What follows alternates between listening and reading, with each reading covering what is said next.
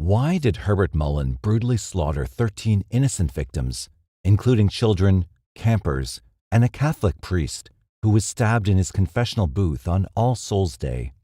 If you ask the police, Mullin was a whacked-out druggie with legalized acid tattooed on his belly. Mullin's lawyers argued that he was a deluded, paranoid schizophrenic.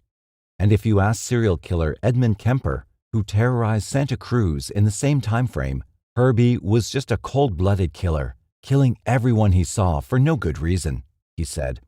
I guess that's kind of hilarious, my sitting here so self-righteously talking like that after what I've done. To hear Herb Mullin tell it, he is a hero, a sacrificial scapegoat who killed his consenting victims to save California from a cataclysmic earthquake. His father, war veteran Martin William Mullin, had telepathically commanded his son to murder. Why won't you give me anything? Go kill somebody. Move. In the end, a natural disaster might have been preferable to the unnatural disaster called Herbert Mullin. His rampage began on October 13, 1972, and ended on January 13, 1973. He killed 13 people. Mullin bashed the skull of an alcoholic drifter with a baseball bat, eviscerated a female hitchhiker, stabbed a priest to death in his confessional, shot and stabbed a drug dealer's wife and children, and a young married couple, murdered 4 teenage campers executioner style, and shot a retired boxer with a rifle in his front yard. Clearly, Mullin was mentally ill with paranoid schizophrenia. He said his victims telepathically gave him permission to kill them. But schizophrenics can choose to disobey their voices. And although many serial killers use mental illness to excuse their heinous behavior, schizophrenics are not more likely to kill than the same population. So, what pushed Mullin over the edge? And would the jury, who saw for themselves that Mullin was genuinely disturbed, find him legally insane? Herbert Mullin was born on April 18, 1947, a date that held great significance for him later. April 18th was the anniversary of the 1906 San Francisco earthquake. It was also the anniversary of Albert Einstein's death. Both of these events would, in Herb's twisted mind, give him a cosmic duty to kill. As a child, Herbert Mullin was described as bright and gentle-natured. When Herb was 5, the Mullins moved from a small farming community to San Francisco, where his father, Martin William Mullin, worked as a furniture salesman. Herb and his older sister attended parochial school. By all accounts, the Mullins were a well-adjusted, educated family. Bill Mullin had been a military hero in World War II, and he was considered stern but never abusive. He was proud of his service and relayed war stories to his son, and even taught him how to use a gun. Sometimes the elder Mullin would playfully box with his young son in the kitchen before dinner. Herb would later interpret these matches as a deadly challenge by his sadistic father. According to the adult Herb, his entire childhood was destroyed by a conspiracy led by his parents. He saw his parents as killjoy reincarnationists who believed that by spoiling the enjoyment of others, they improved their birth position in the next life. Herb later testified that he believed his father threatened to kill anyone who would play with Herb, and even went door to door asking that everyone ignore his son. Even the communion services were diabolical. When I was in the 2nd grade, they told me that Jesus Christ, the person, actually lives in the Holy Eucharist. It is a lie, designed to induce naivete and gullibility in young children, thereby making them susceptible to receive and carry out telepathic subconscious suicide orders. But this is schizophrenic in hindsight. At the time, Herb seemed happy. When he was halfway through high school, the Mullins moved to Felton, a small town among the majestic redwoods in Santa Cruz County. Despite being uprooted at a vulnerable age, Herb made many friends in high school and was envied as one of the popular crowd.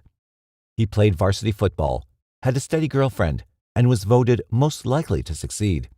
A macabre prophecy, considering that Herb would become Santa Cruz County's most prolific serial killer.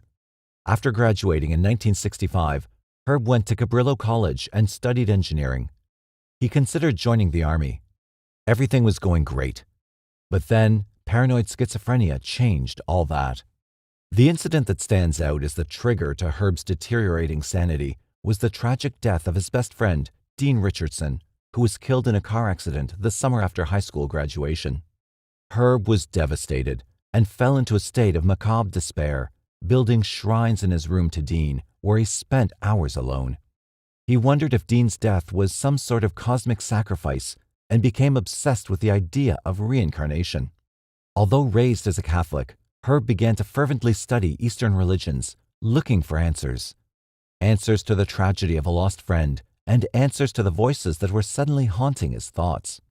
He changed his major from engineering to philosophy at the state college he attended, but dropped out after a few weeks. In the spring of 1966, he ran into a friend of Dean's at the beach named Jin Gianera. Gianera gave him some pot and told him about the anti-war movement. Mullin later said that Gianera spearheaded a movement to befuddle and confuse me, and that the pot Gianera gave him damaged his brain. If Gianera had given me some Benzedrine instead, I would have become an artist. He alienated his longtime girlfriend with his sudden involvement in hallucinogenic drugs. He talked about an impending California earthquake and moving to Canada to avoid it. His weird glares and bizarre ramblings gave her the creeps. And he was becoming violent. When he told her in 1968 that he may be gay, the relationship was over. On the surface, Herb's rebellious activities were typical of the times. He experimented with drugs and horrified his military-bred father by declaring himself a conscientious objector to the Vietnam War.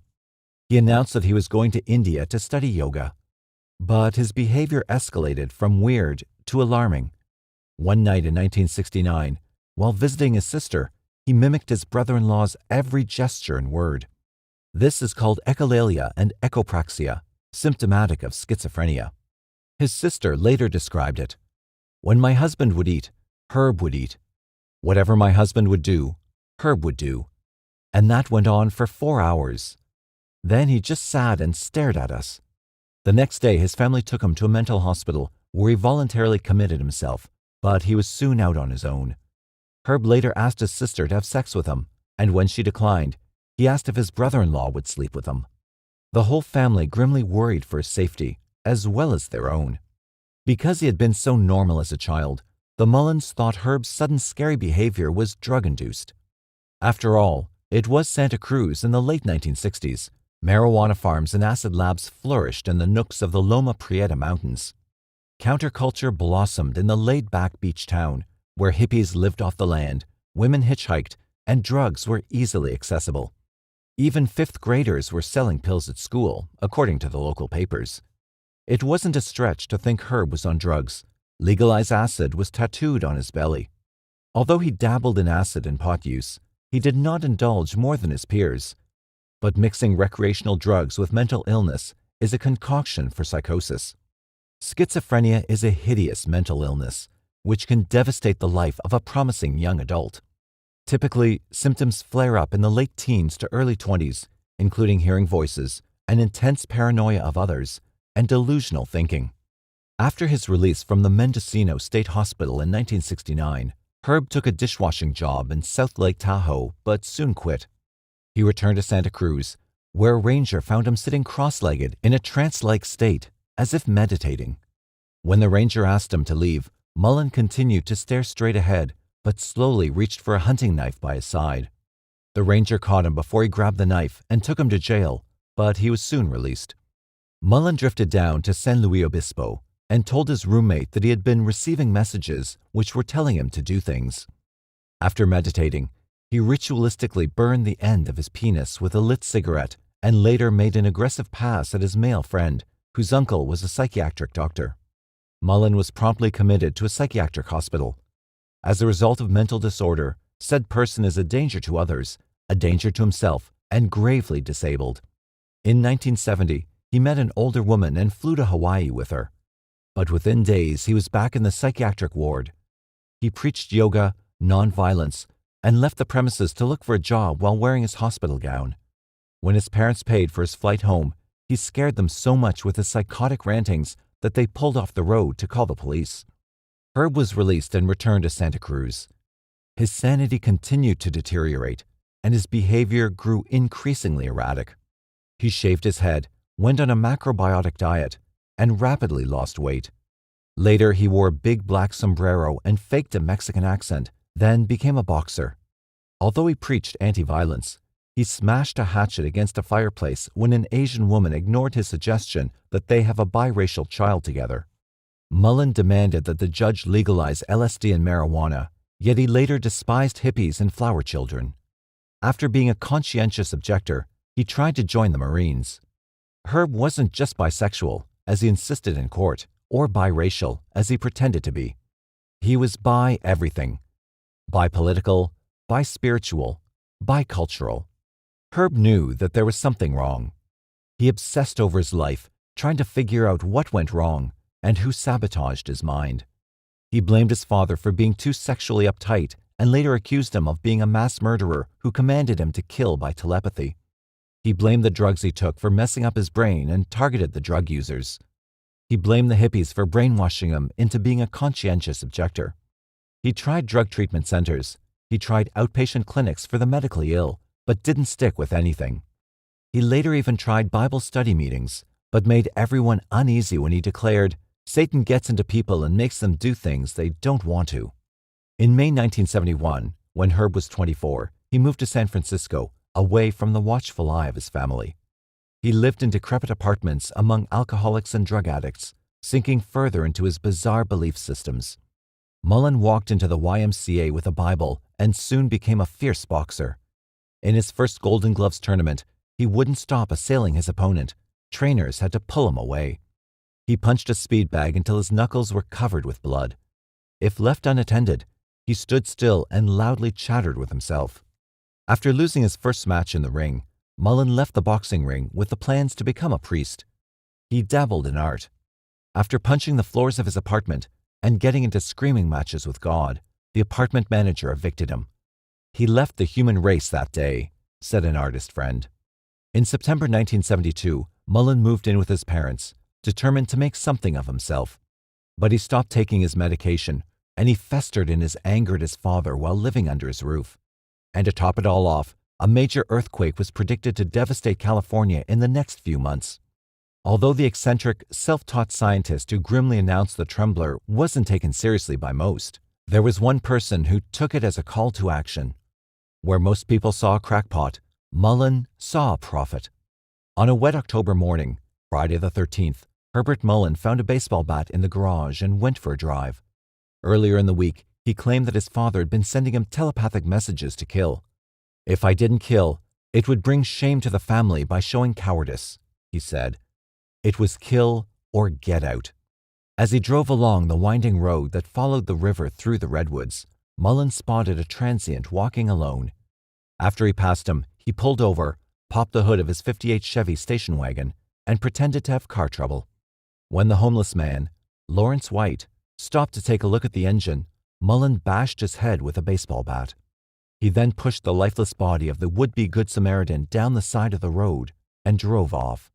Then, Mullin said, the ball was rolling. White was an easy target and wasn't missed. Between stints in the drunk tank, the 55-year-old transient slept under bridges and in the woods where he wouldn't be hassled. He was a blank, barely mentioned in the papers when his battered body was discovered days later. No family came to his funeral, and no one rushed out to find his killer. Mullin later claimed that White looked like Jonah from the Bible and sent him telepathic messages. "Hey man, pick me up and throw me over the boat. Kill me so that others will be saved." As a means of understanding serial killers, renowned FBI investigator John Douglas used this figure of speech. If you want to understand the artist, look at his work. Mullin took the notion a step further. If you want to understand the artist, recreate his work. After reading Irving Stone's biography on Michelangelo, The Agony and the Ecstasy, Mullin decided that, as a serious artist, he should do what the famous Renaissance sculptor did, dissect a body. Michelangelo spent hours and hours secretly dissecting bodies so he could find out about the form of the human body for his painting and sculpture and stuff. That's why his works are so much better than anyone else's. It gave him insights others didn't have. His mom had given him the Michelangelo book, hoping that Herb would be inspired to use art as an emotional outlet. What it inspired was another murder, and the most grisly one in Mullin's career. In a rare twist of maternal wrath, Herb blamed his mother for this killing, believing that she gave him the book as a hint to dissect someone. I think she was trying to tell me what to do, so I could have this insight too. Mary Guilfoyle was running late for a job interview, so she did what many young women in Santa Cruz did, despite the warnings. She hitched a ride. Although she was fortunate that Edmund Kemper wasn't making the rounds that day on this main thoroughfare near Cabrillo Community College, just a few blocks from his duplex home, she underestimated the driver of the '58 Chevy station wagon that pulled up alongside her. No doubt that the 24-year-old Guilfoyle had heard the cautionary tales about women, last seen hitchhiking, who were missing, or raped, or found decapitated. But the slight, doe-eyed young man behind the wheel didn't look like a lecherous brute. He was handsome, soft-spoken, and not much bigger than her. With Guilfoyle relaxed in the car, Mullin pulled off onto a quiet side street, yanked out a hunting knife, and stabbed her in the chest and back. Guilfoyle died instantly, but she would not be found for months. After dragging her body into a deserted area off the hillside road, Mullin opened Guilfoyle up and unraveled her organs. Mullin thought he could see inside people's heads, but now he wanted to see inside their bodies. Whatever it was he saw, it was enough to dissuade him from recommitting this grotesque and morbid autopsy again. If voices were commanding him to kill, he was overextending into fetishistic savagery. On November 2nd, All Souls Day, one of the holiest of Catholic celebrations, Mullin stumbled into a church in Los Gatos, just over the hills from Santa Cruz. He had been drinking and decided to go to St. Mary's Catholic Church to give me strength to never attempt to kill again. Within moments, he was brutally stabbing a priest to death in his confessional booth with his hunting knife. He later claimed he carried the knife into the church to protect himself. Mullin thought the church was empty, but when he heard Father Henry Tomei in one of the booths, he decided, well, if you're in here, I guess I should kill you.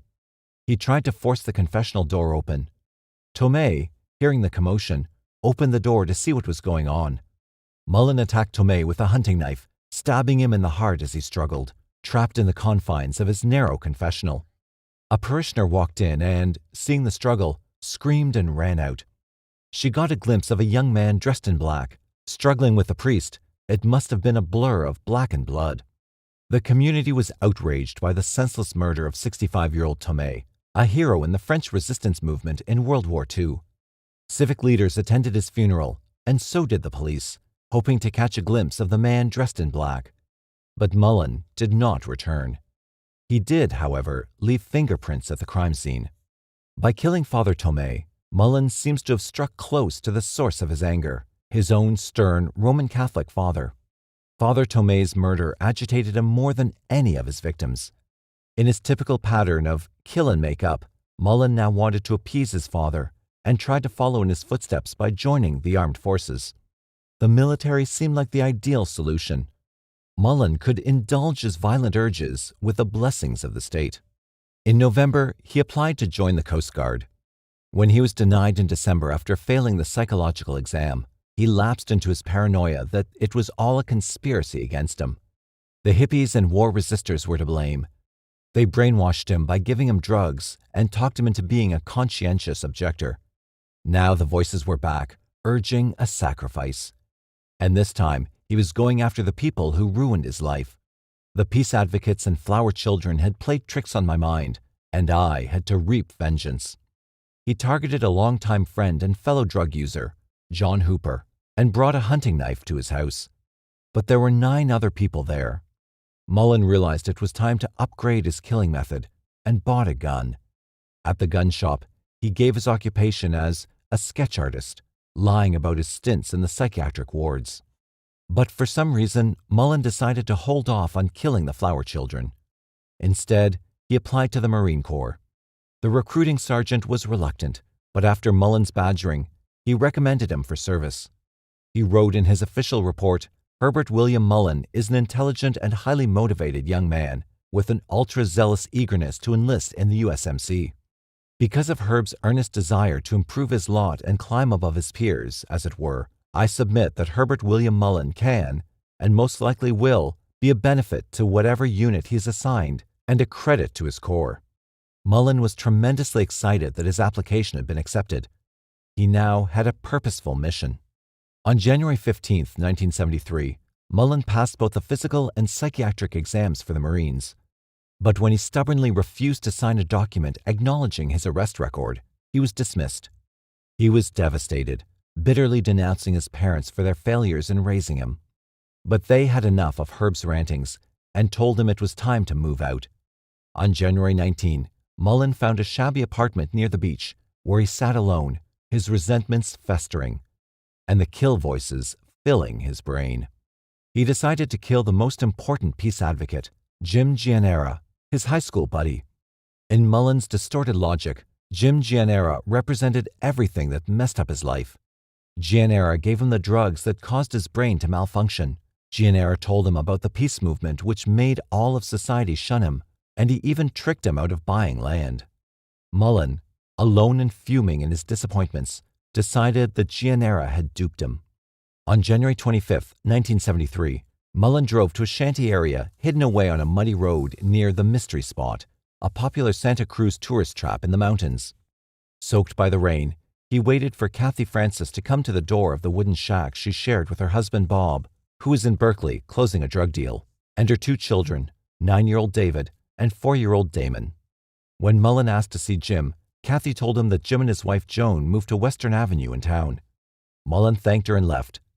But he would soon be back.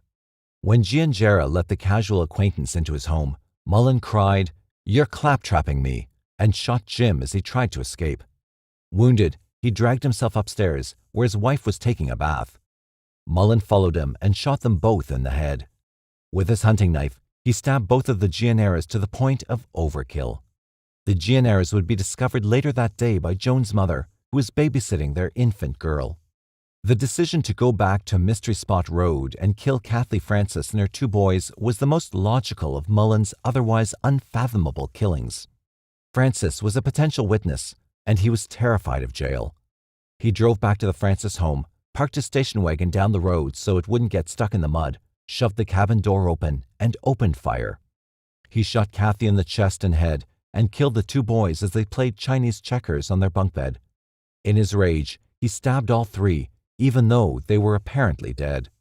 The massacre looked like a drug burn to the local authorities. Both Bob Francis and Jim Gianera were known marijuana dealers. After Bob Francis was found and cleared as a suspect, the police asked him to come up with any suspects. Bob produced a long list of drug dealers, rivals, and other misfits, but Herb Mullin was not on that list. In fact, the last that Jim Gianera had seen of Mullin was in the summer of 1971, when Mullin did 10 hits of acid during a visit.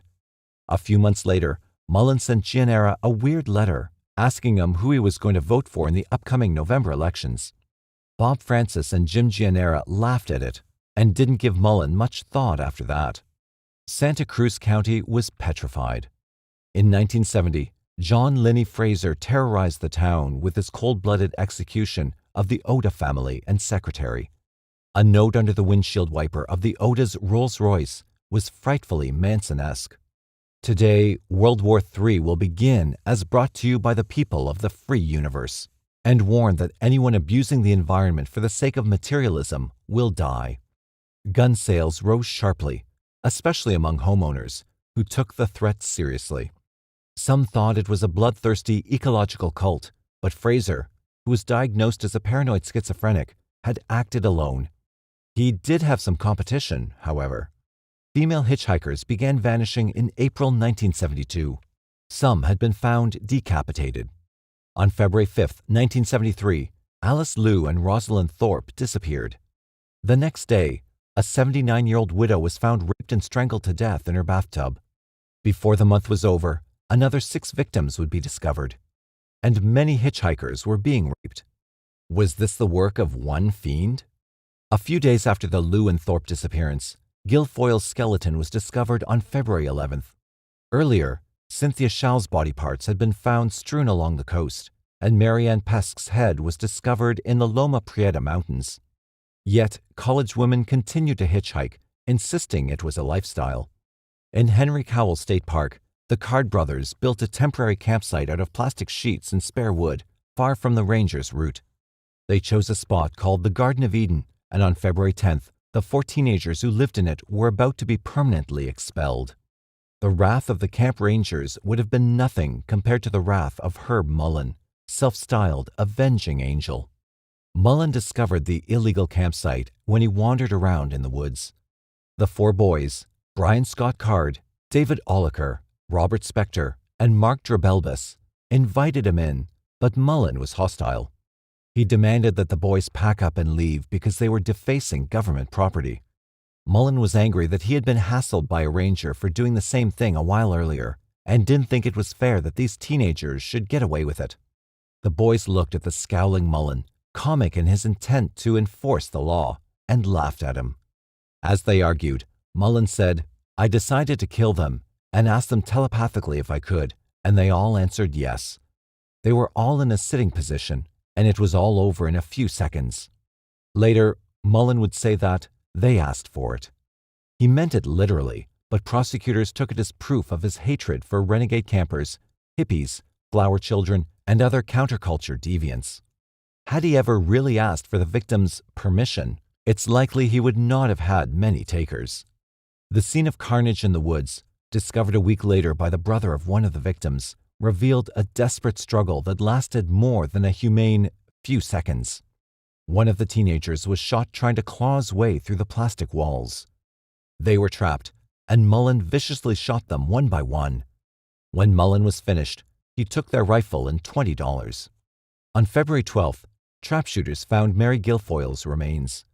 Again, police warned against the danger of hitchhiking and implored young women to stay out of the cars of strangers. "It's like Russian roulette," they said. But this warning carried little weight with the victim Mullin would hit tomorrow. Who would have known that pottering in your front yard at 8 in the morning could be deadly? On February 13th, Mullin planned to bring some firewood to his parents' home, but a telepathic message came from his father. "Don't deliver a stick of wood until you kill somebody." The voice suggested Uncle Enos, but when Herb resisted, the voice wasn't as particular. Just kill somebody, anybody. Mullin drove by Fred Perez as he worked in his driveway. It was a still, foggy morning. He shot the retired prizefighter once in the heart, and he died instantly. Mullin sat quietly in his car for a moment, holding the rifle he took from the campsite a few days ago. Then he backed up and drove away slowly. If for Mullin, the young campers represented his own flower child phase that he now wanted to wipe away, his 13th victim, Perez, oddly enough, represented someone who Mullin wanted to be. "He was someone I respected," Mullin said, although he didn't know him. He had no explanation for why he shot Perez. The prosecution would later argue that it was a come-catch-me crime, that Mullin was ready to call it quits. This time, there was a witness. A neighbor heard the shot and, peering out her window, caught a glimpse of the killer's vehicle. Mullin was headed towards Felton, his Chevy station wagon filled with firewood for his parents, with the rifle in the front seat covered by a paper bag. A policeman pulled him over without backup and arrested him. Mullin didn't resist. But he wouldn't speak either. At the police station, Mullin sulked and refused to talk. Even routine questions such as, "Do you have an attorney?" or "Would you like to make a phone call?" met with Mullin's loud reply of silence. He continued to chant the word silence until everyone had had enough. Frustrated investigators ordered him to his cell. As they took him away, Mullin announced, "You people were responsible for the 3 million killed in World War II." The doctor at the police station who examined Mullin was surprised by the garish tattoos on his belly. "Legalize acid" and "Eagle-eyes marijuana." Other tattoos read "Birth," "Mahashamadi," and "Kriya Yoga." Strange tattoos for someone who appeared so clean-cut and hated hippies with a passion. At his sparse apartment, where Mullin had lived for the last 3 weeks, police found a Bible, the paperback book Einstein, The Life and Times, an address book with Gianera listed, and newspaper articles about the recent murders. The revolver had been discovered in his station wagon, and ballistic tests were soon underway. They also found the following note: "Let it be known to the nations of the earth and the people that inhabit it." This document carries more power than any other written before. Such a tragedy as what has happened should not have happened, and because of this action, which I take of my own free will, I am making it possible to occur again. For while I can be here, I must guide and protect my dynasty. Like the thick morning fog, speculation rolled through the Santa Cruz Valley. Was this diminutive young man the same guy who was beheading hitchhikers? The day following his arrest, officials announced that ballistics proved that Mullin had also killed the Francis family and the Giannaras. Those who knew the 25-year-old Mullin remembered him as bright, deeply religious, but somewhat uptight, but he had fallen into heavy drug use and blew his mind. Mullin was charged with 6 counts of murder. The count rose to 10 after the bodies of the campers were discovered 2 days later on February 17th. Bodies seemed to be turning up on a daily basis. But now that they had a suspect in custody, Santa Cruz authorities looked at the recent unsolved murders, hoping to tie them to Mullin. Investigators compared Mary Guilfoy's skeleton with the remains of other women found. Los Gatos authorities submitted the fingerprints found at the church where Father Tomé was stabbed to death. Reporters clamored to know if it was the same killer. District Attorney Peter Chang, with some resignation, said, "We must be the murder capital of the world right now." When asked why the murder rate in Santa Cruz was so high, Chang said, "First, we've had a homicidal maniac whom we know has killed 10 people. After a reporter asked about the additional 5 bodies of female hitchhikers, Chang grimly responded, "We then have another homicidal maniac." As much as they would have liked to tie all the murders to Herb Mullin, there was no evidence that linked him to the murdered co-eds. The skillfulness of the decapitations of 2 women found on February 15th, the same day as Mullin's arraignment, convinced investigators that another killer was working the area. Mullin's murders were not as anatomically precise or obsessive. Although Mary Guilfoyle was similar to the other killer's victim profile, she was not decapitated or dismembered. For now, there were no links between Guilfoyle and the other unidentified serial killer currently prowling the area. Authorities tried to calm the public by playing up the drug dealer connection between Mullin and his victims. Giannara and Francis were known dealers, and the camping teenagers were described as flower children. The campers might have been the victims of a drug deal gone bad. Tying the elder conservative Perez to drug culture devotee Mullin was more difficult, but they found a way. Perez had a grandson who did drugs and was close to Mullin's age. Maybe they had a falling out. This is the result of people flipping out, and people taking drugs, and people doing their own thing, said D.A. Chang. Homeowners who were terrified by the Otis slayings in 1970 could relax. These murders were a countercultural byproduct, not a menace to the good citizens of Santa Cruz. But the court would soon see that drugs alone could not account for Mullin's bizarre behavior. Mullin was charged with 10 counts of murder. He had not yet been charged with killing Lawrence White, Father Henry Tomé, or Mary Guilfoyle, his first 3 victims. At his hearing on March 1st, Mullin carried a 2-volume legal book and startled the court by trying to plead guilty, but the judge refused to accept a guilty plea in a case of such magnitude. "I won't accept that," Mullin replied. "You gave me a choice, and I chose." When his lawyer tried to intervene, Mullin said, in his clipped manner of speech, "I refuse counsel." He later insisted again on representing himself. When the judge again refused, Mullin said, pointing to his lawyer, James Jackson, "I don't care to be represented by a long hair." The judge tried to assure Mullin of Jackson's competency, despite the fact that his bushy hair was a little over the collar. James Jackson, who had been Fraser's defender, would later represent Edmund Kemper. "In that case, I plead guilty to 10 counts of first-degree murder." Back to square one. Mullin was furious that he couldn't represent himself. The judge was quickly losing patience with Mullin, and the trial hadn't even started. He seriously doubted Mullin's competence to stand trial. D.A. Chang said, "You can't just hand a guy a complaint and let him plead guilty to 10 counts of first-degree murder. If we let him plead guilty, we would be thrown out on our ear by the Supreme Court." Psychiatrists were called in to examine Mullin. It was unanimous. Herbert William Mullin was a paranoid schizophrenic.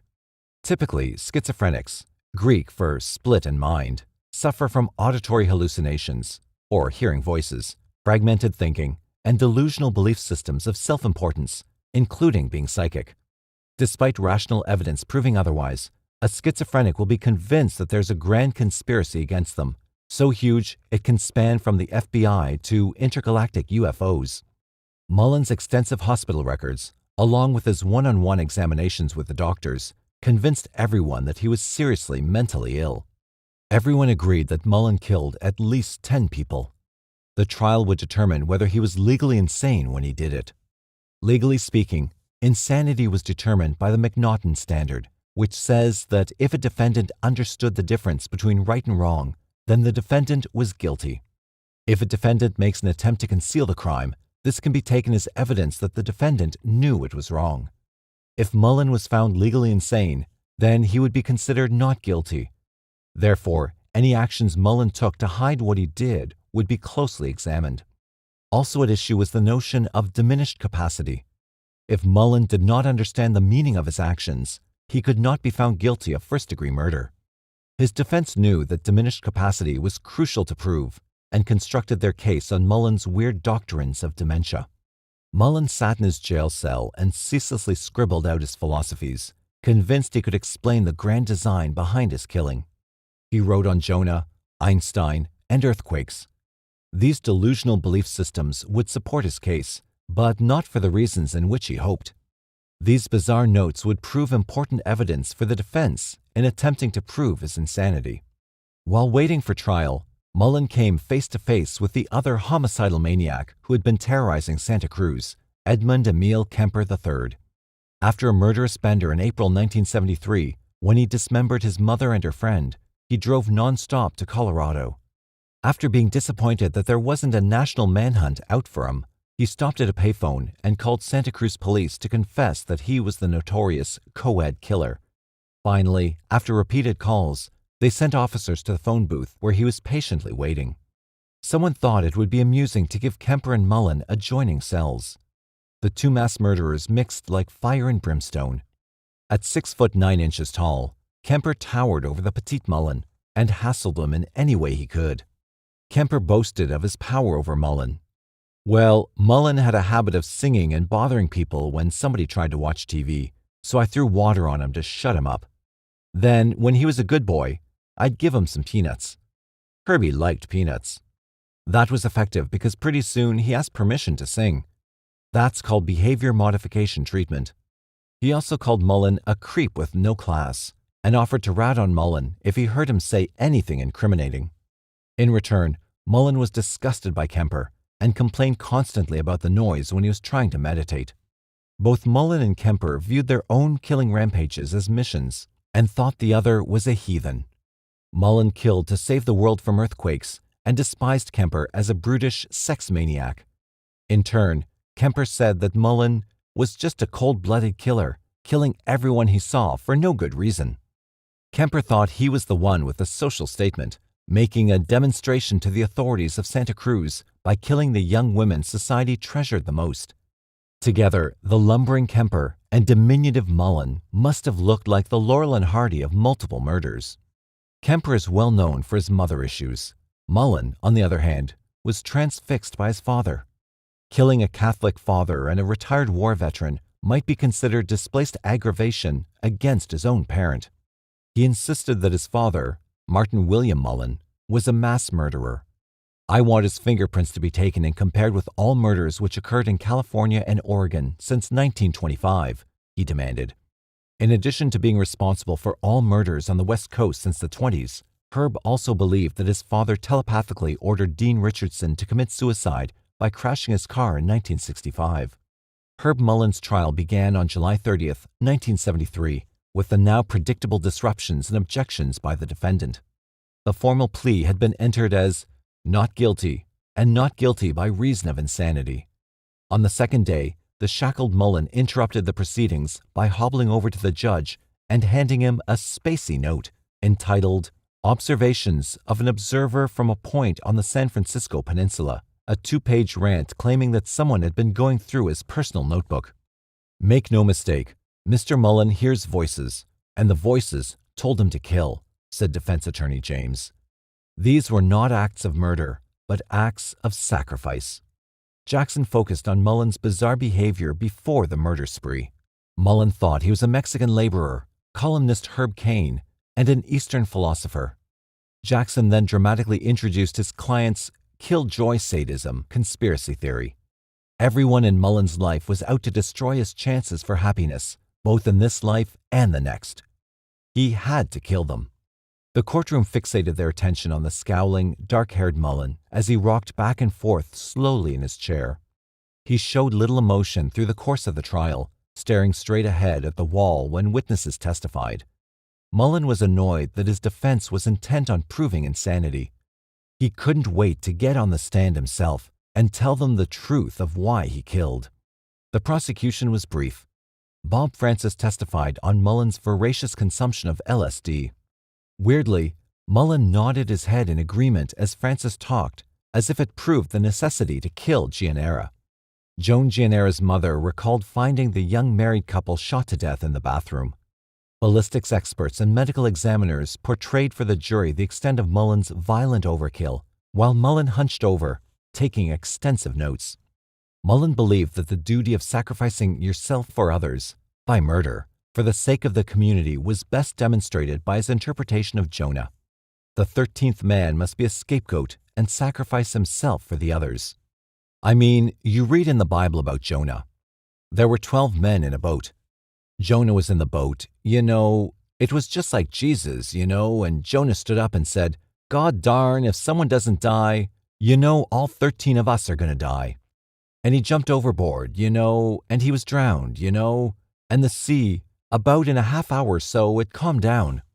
When Dr. Lund said that Jonah was pushed and didn't die after all because he was spit up by a whale, Mullin responded defensively. I'm asking you to swallow this Jonah story and believe that a minor natural disaster will prevent a major natural disaster. Did Mullin come up with the killing to stop earthquakes theory before or after he was caught? Dr. Donald Lund said that Mullin devised this theory years earlier, citing Mullin's letters written to the UN and other organizations requesting statistics on yearly death tolls and natural disasters. Among his personal notes were disjointed theories on the phenomenon. Because Mullin was born on April 18th, the anniversary of the 1906 San Francisco earthquake, he believed he had a privileged position among his generation to save it from future earthquakes. Einstein died on April 18th, which proved, to Mullin, that Einstein sacrificed himself so that Mullin would not have to be killed in Vietnam, but could save the coast from earthquakes instead. It's grandiose, said Dr. Lund. Another conspiracy, Mullin argued, was his family's attempt to hide the healthiness of bisexuality from him. He said that for most, homosexual behavior begins around the age of 8, but his parents maliciously hid this from him. Mullin speculated that everyone in his family practiced homosexuality. He wrote that his entire family, including his aunt and uncle, Bernice and Enos, were in on the plot to retard his sexuality. When I was 5 years old, I feel intuitively that Bernice and Enos Forat talked my parents into ignoring me. My parents actually did not tell me the necessary facts of life, sex and death rate, social conversion techniques, etc. Bernice and Enos did not have any children. Why did Bernice and Enos convince my parents that I should be shunned?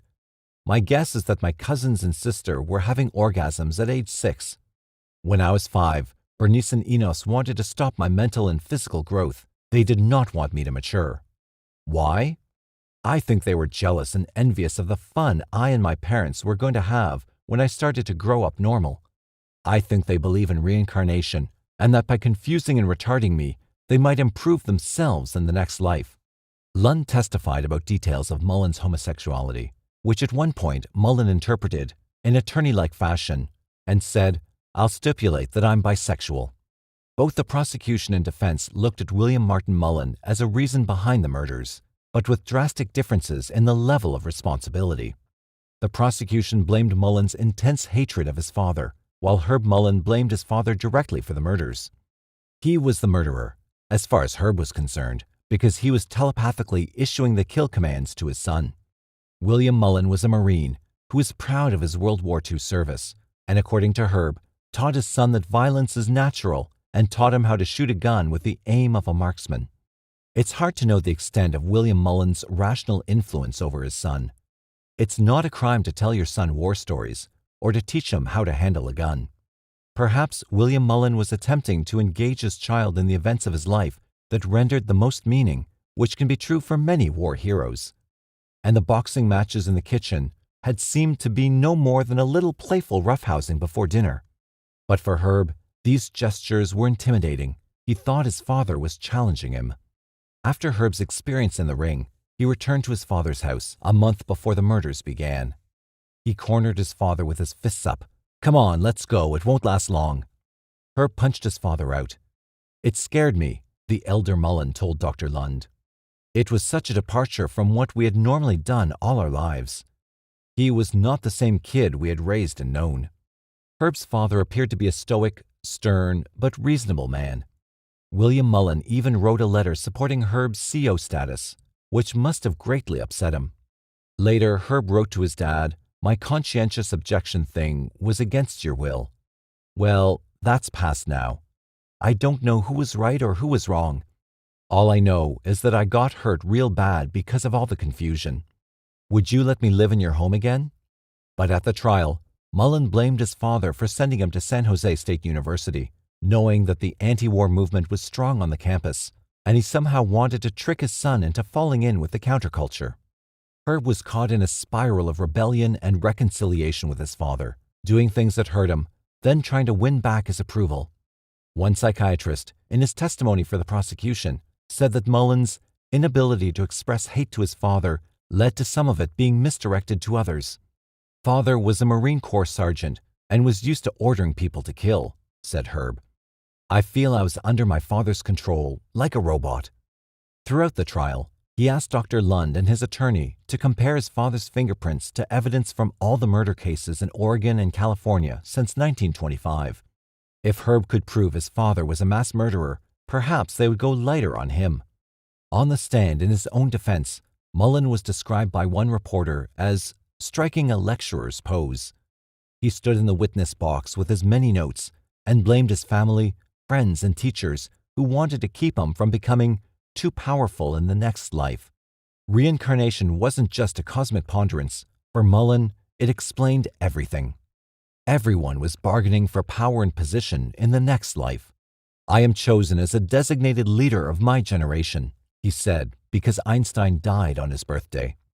"This birthday also gives me an extremely dominant position in the reincarnation." He believed that his parents told him that they were going to give me a good time in the next life, but they couldn't this time. One man consenting to be murdered protects the millions of other human beings living in the cataclysmic earthquake tidal area. For this reason, the designated hero leader and associates have the responsibility of getting enough people to commit suicide and/or consent to be murdered every day, Herb Mullin explained to the jury. As far as his victims go, Mullin said, "I never thought about them. I wasn't thinking. I don't think. I was reacting." He claimed his victims consented to die, in fact. They were willing to die and told him so by psychic transmissions. "Every Homo sapien communicates by mental telepathy. It's just not accepted socially," he said. He blamed his father and asked that he be removed from the courtroom before he continued his testimony, but the judge refused. But the elder Mullin was moved so his son wouldn't have to look at him. He also blamed the Santa Cruz police for not keeping him incarcerated after he was arrested for drug possession. "I never would have killed anyone if they sent me to jail. If they don't punish you for breaking the law, what were they doing? Waiting until I broke a big law so they could put me in prison all my life?" Mullin admitted that he could, and did, disobey commands to kill. He had received telepathic commands to commit suicide but refused. If he was the victim of irresistible voices, he would have killed himself, said prosecutor Chris Caudle. He said that he ignored messages to kill. "I received a message in December I did not act on. I just didn't want to kill anymore. I just didn't think it was right." This last statement was crucial to the prosecution's case against Mullin. He was admitting he knew the difference between right and wrong. He was not his father's robot, powerless to disobey, as he had previously said. He was capable of selectively obeying his father's messages to kill. When he heard his father tell him to kill his Uncle Enos, Mullin refused, and the voice then suggested an alternative victim. For all the fearful wrath Mullin associated with these telepathic commands, they were surprisingly reasonable and willing to negotiate. If Mullin was legally insane and did not comprehend what he was doing was wrong, then why did he take such careful measures to cover his tracks? Assistant DA Chris Caudle told the jury that after killing White, he sandpapered the bloodstains off the baseball bat. He picked up the shell casings at the Gianera house, he claimed, because they belonged to me. Mullin shot Frances and her kids because they were witnesses. He ground off the serial number of his .22 caliber gun. While the prosecutor presented his case, Mullin, who usually avoided looking at anyone at the court, glared at Caudle. But Mullin had already undermined his case with reckless comments. Sometimes he sounded coolly sane and rational. In an earlier interview, Mullin had said he had killed Joan Gianera because she was a witness and I didn't want to be punished. The quake theory was developed as an afterthought, according to one court-appointed psychiatrist who had examined Mullin. He killed Gianera for getting him into drugs, and Joan, Kathy, and Damon, and David because they were witnesses. He killed the Kempers because he had a thing about hippies, and he described them as hippies. Another court-appointed psychiatrist said that his motivation was pure hatred. He told me John Gianera introduced him to LSD, and that ruined his life, and he took revenge. In a strange split, Dr. Charles Morris testified that after examining Mullin, he concluded that he was legally insane when he murdered the transient, the hitchhiker, and the priest, but legally sane during the last 10 murders.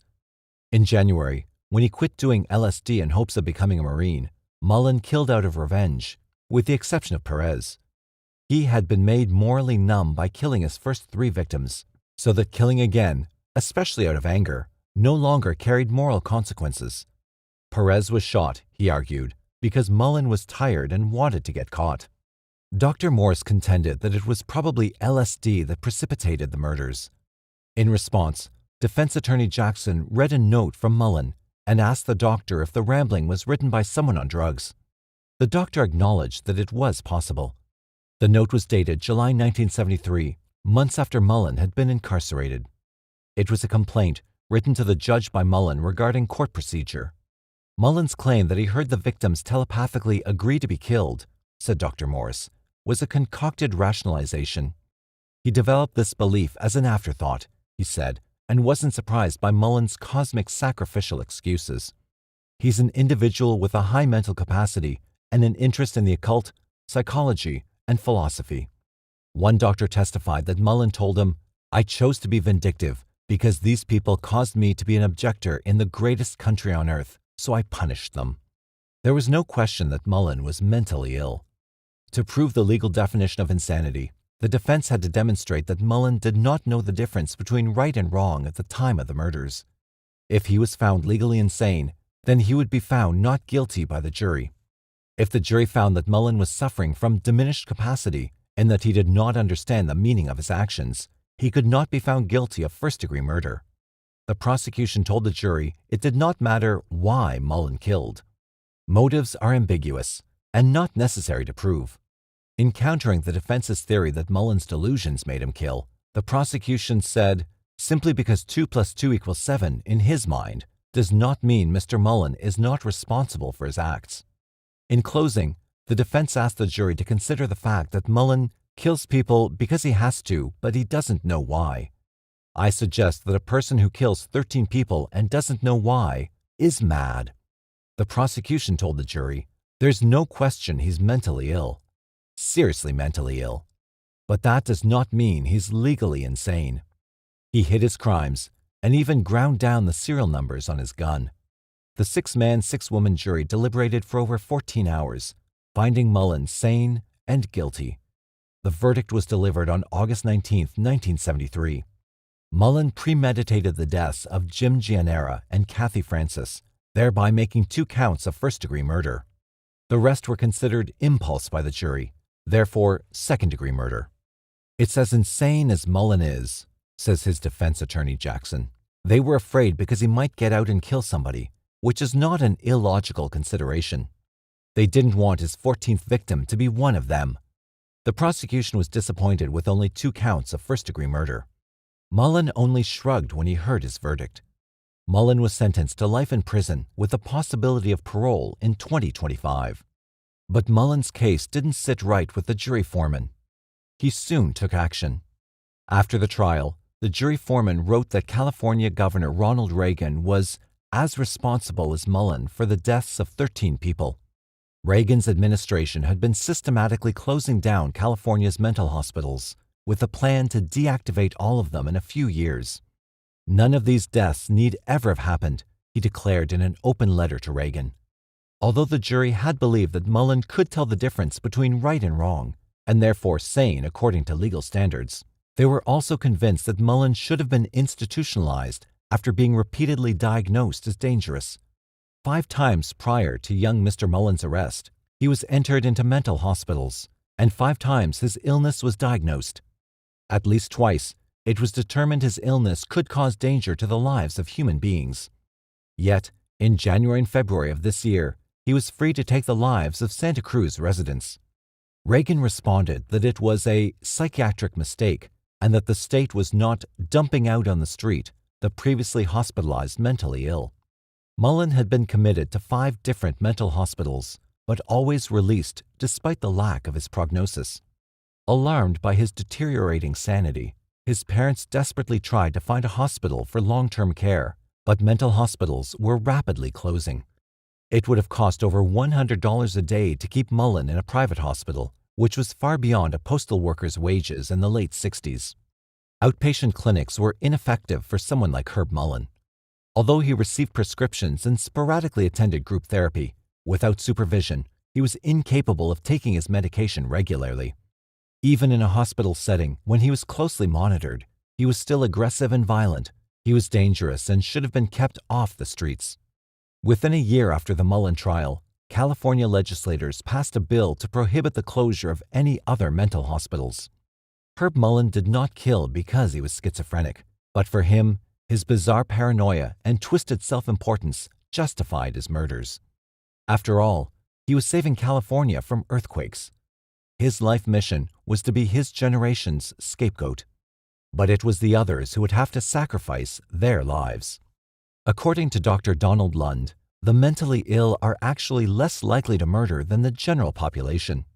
Those who argue that antisocial personality disorder, a common characteristic among killers, is a form of mental illness, will also concede that these people are not hospitalized for their condition and are able to function in the world. The disorder is not diagnosed until the person is incarcerated for violent activities. Even after the diagnosis of antisocial personality disorder, there is little that can be done to treat the person. Incarceration is the only means of protecting others from sociopaths who have killed. Paranoid schizophrenia, however, is a treatable disease. But in severe cases, the patient must be closely monitored in a hospital-like setting. Medication helps, but paranoid schizophrenics can easily stray from treatment if left on their own. Unlike antisocial personality disorder, paranoid schizophrenia is usually diagnosed before violence occurs.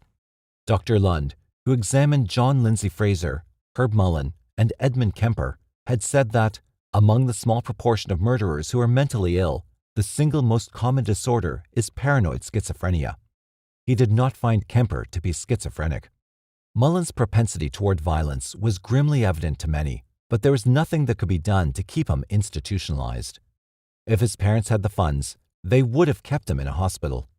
If the hospitals who had held Mullin had the authority, they would have kept him in treatment.